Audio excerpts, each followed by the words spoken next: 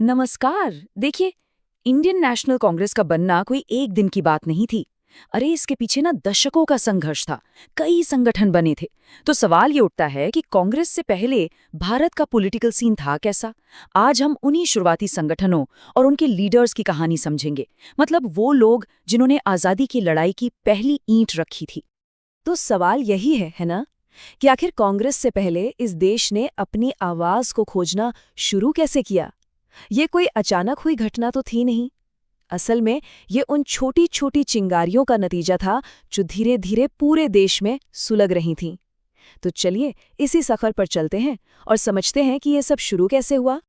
देखिए, कोई भी बड़ा आंदोलन उसकी जड़ें हमेशा आम लोगों की शिकायतों में ही होती हैं। और भारत में भी बिल्कुल यही हो रहा था। ब्रिटिश राज के खिलाफ गुस्सा धीरे धीरे बढ़ रहा था।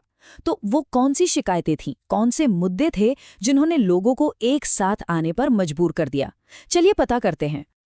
1885 में जब कांग्रेस बनी, उससे काफी पहले से ही कई बड़े बड़े अभियान चलाए जा रहे थे। और ये सिर्फ कागजों पर नहीं थे, बल्कि जमीन पर लोग एकजुट होकर लड़ रहे थे। और इन्हीं संघर्षों ने भारतीय नेताओं को एक साथ एक मंच पर ला खड़ा किया। और इन अभियानों में कितनी वैरायटी थी ये देखिए। एक तरफ मांग हो रही थी कि सरकारी नौकरियों में भारतीयों को जगह मिले, तो दूसरी तरफ वर्नैक्युलर प्रेस एक्ट जैसे जो दमनकारी कानून थे उनका जोरदार विरोध हो रहा था। फिर आर्म्स एक्ट के खिलाफ आवाज उठ रही थी। इल्बॉर्ट बिल का सपोर्ट किया जा रहा था।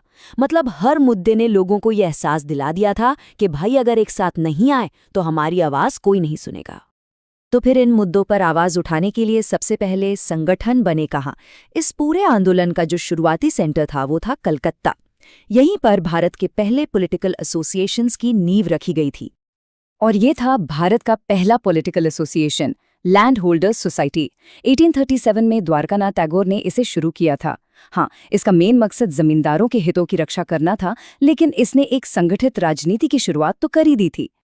ये बस एक छोटी सी चिंगारी थी, लेकिन इसने पॉलिटिकल अवेयरनेस की एक ऐसी आग जलाई जो आगे चलकर पूरे देश में फैलने वाली थी। लैंड होल्डर सोसाइटी तो बस एक शुरुआत थी, असली कहानी तो अभी बाकी थी। ये जो आंदोलन था ना, ये बहुत जल्दी कलकत्ता से बाहर निकलकर दूसरे बड़े शहरों में फैल गया। और कमाल की बात तो ये है कि ये लंदन तक पहुंच गया। अब राष्ट्रवाद की आवाज एक नेटवर्क बन रही थी जो अलग अलग जगहों से एक साथ उठ रही थी। इस टाइमलाइन को देखिए जरा। इससे पता चलता है कि ये मूवमेंट कितनी तेजी से फैला। 1852 में बॉम्बे और मद्रास में एसोसिएशन बन गए। फिर 1866 आते आते दादा भाई नौरोजी तो इस लड़ाई को सीधा लंदन के दिल में ले गए, सोचिए। और 1870 के दशक में पूना और कलकत्ता में और भी पावरफुल ऑर्गेनाइजेशन सामने आए। तो ये सिर्फ जगहों का फैलना नहीं था, ये विचारों का भी फैलाव था। एक बड़ी मजेदार बात यह है कि हर इलाके की अपनी अलग प्राथमिकताएं थीं। जैसे कलकत्ता के जो संगठन थे वो ज्यादातर एडमिनिस्ट्रेटिव रिफॉर्म्स और जमींदारों के हक की बात कर रहे थे। वहीं दूसरी तरफ बॉम्बे और मद्रास में जो बिजनेस क्लास थी और जो पढ़े लिखे लोग थे, ये संगठन उनकी आवाज बन रहे थे। और जब बात लंदन की हो रही है तो दादा भाई नौरोजी का नाम लेना तो बनता है। उन्हें भारत के ग्रैंड ओल्ड मैन कहा जाता था। और लंदन में उनका जो ईस्ट इंडिया एसोसिएशन था वो ब्रिटिश जनता और वहाँ की संसद के सामने भारत का पक्ष रखने में एक बहुत ही क्रूशियल रोल निभा रहा था। जैसे जैसे वक्त आगे बढ़ा, ये आंदोलन और भी ज्यादा मजबूत होता चला गया। 1880 का दशक एक टर्निंग पॉइंट था। कांग्रेस के बनने से ठीक पहले और भी ज्यादा राष्ट्रवादी और मुखर संगठन सामने आने लगे थे। इनमें मद्रास महाजन सभा और बॉम्बे प्रेसिडेंसी एसोसिएशन सबसे अहम थे।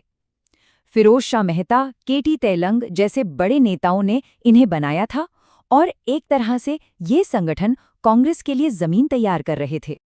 तो अब सवाल ये है कि इन सभी अलग अलग ग्रुप्स का मिला जुला असर क्या हुआ, इनकी विरासत क्या थी। आखिर इन्होंने इंडियन नेशनल कांग्रेस जैसे एक पैन इंडिया संगठन के लिए रास्ता कैसे तैयार किया। अच्छा, इनकी लेगेसी को ना हम 3 स्टेप्स में समझ सकते हैं। पहला, इन्होंने आम लोगों में एक पॉलिटिकल अवेयरनेस पैदा की। दूसरा, इन्होंने लीडर्स की एक पूरी नई पीढ़ी तैयार कर दी जो प्रोटेस्ट करने, कैंपेन चलाने में एक्सपर्ट हो चुकी थी। और तीसरा, जो सबसे जरूरी है, उन्होंने ये साबित कर दिया कि अब एक नेशनल लेवल के संगठन की जरूरत है और उसकी नींव भी रख दी। चलिए आप थोड़ा एग्जाम के पॉइंट ऑफ व्यू से कुछ ज़रूरी फैक्ट्स पर फोकस करते हैं ताकि रिवीजन में आसानी हो। सुरेंद्रनाथ बनर्जी, ये नाम जरूर याद रखिएगा। उनका इंडियन एसोसिएशन कांग्रेस से पहले के सबसे जरूरी संगठनों में से एक था। उनका मकसद था पूरे भारत के लोगों को एक कॉमन पॉलिटिकल प्लेटफॉर्म पर लाना। और ये रही वो लिस्ट। यहाँ कांग्रेस से पहले के सभी बड़े संगठन, उनके फाउंडर, वो कहाँ बने और किस साल बने, सब एक जगह पर हैं। ये टेबल एग्जाम के लिए बहुत ज्यादा जरूरी है, तो इस पर खास ध्यान दीजिएगा। तो संगठन का नाम, फाउंडर कौन थे, साल कौन सा था और जगह कौन सी थी, इन 4 चीज़ों को अच्छे से याद कर लीजिए। एग्जाम्स में अक्सर इन्हीं से जुड़े सवाल आते हैं। तो एक तरह से ये जितने भी छोटे छोटे संगठन थे, ये आंदोलन, ये सब विरोध की अलग अलग धाराओं की तरह थे, है ना, जो अलग अलग बह रही थी। लेकिन बहुत जल्द ये सारी धाराएं मिलकर एक विशाल नदी बनने वाली थीं, जिसका नाम था इंडियन नेशनल कांग्रेस। खैर, वो कहानी फिर कभी। हम लॉजिक लैडर इंस्टीट्यूट की टीम है और हम सभी कॉम्पिटिटिव और स्कूल एग्जाम्स के लिए क्वालिटी स्टडी मटेरियल प्रोवाइड कराते हैं। इस तरह के और एजुकेशनल कंटेंट के लिए लाइक, शेयर और सब्सक्राइब करना ना भूलें। और अगर कोई सवाल या सुझाव है तो कमेंट्स में हमें ज़रूर बताएं।